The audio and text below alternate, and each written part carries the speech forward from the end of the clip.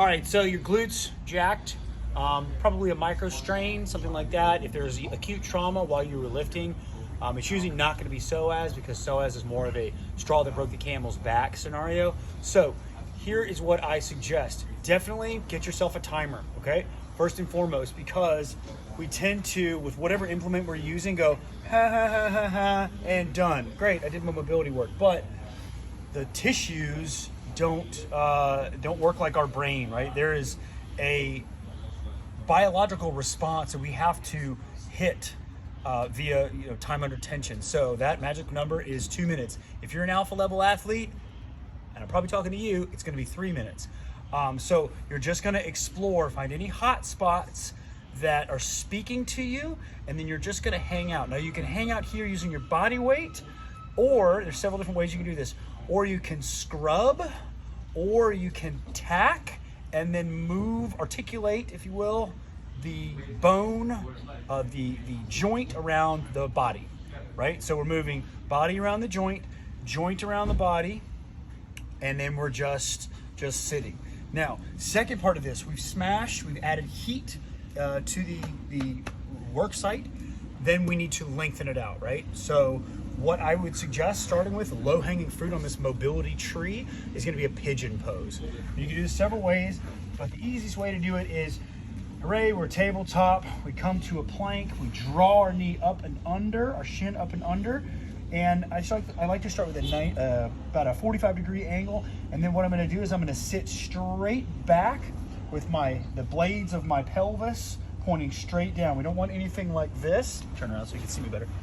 We don't want anything like this that's opening up, because then we lose tension on the work site.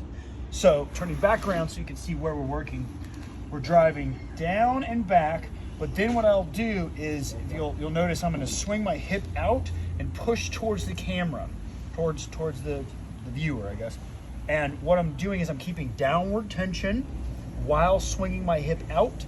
We're going to call this a super pigeon pose, right? And once again, we're just exploring and finding, oh, there's a hot spot, there's a spot with tension in it, and we're going to hold that either until it goes away or till you get to that 2 to 3 minute mark. Once you're done with that, you've got CARs, controlled articular rotations, which you can also warm up with if you want. A hip CAR looks like this. I'm going to give you take your ball or whatever implement you're using, tuck it, and then we're going to run the hip through its full range of motion. This is great to upload new information to the central nervous system. Hey, my hip does not belong in this jacked up position. We actually have, X more amount of range. So here we go. We're going to grab the air in our diaphragm, pack everything down, and we're coming into flexion as much as possible with the reference to the femur. Then I'm going to come abduct. Then I'm going to internally rotate. This part sucks a lot. Try not to cheat out with your hips. So flexion, abduction, internal rotation back to extension. Then I'm going to park the knee right back around the way that I came. Abduction, external rotation, right back to my starting position, my neutral position. You can see I'm starting to cheat out there. That was about 100x the speed that I want, that you should be practicing. So grab the air, pack it down, and we're irradiating, squeeze tight, squeeze tight, squeeze tight, squeeze tight. This is more real-time speed. Okay, so you've got smash, stretch, CARs. CARs you can book in, CARs you should do as much as possible. Try that out, set your timer, and quit messing around, upgrade yourself.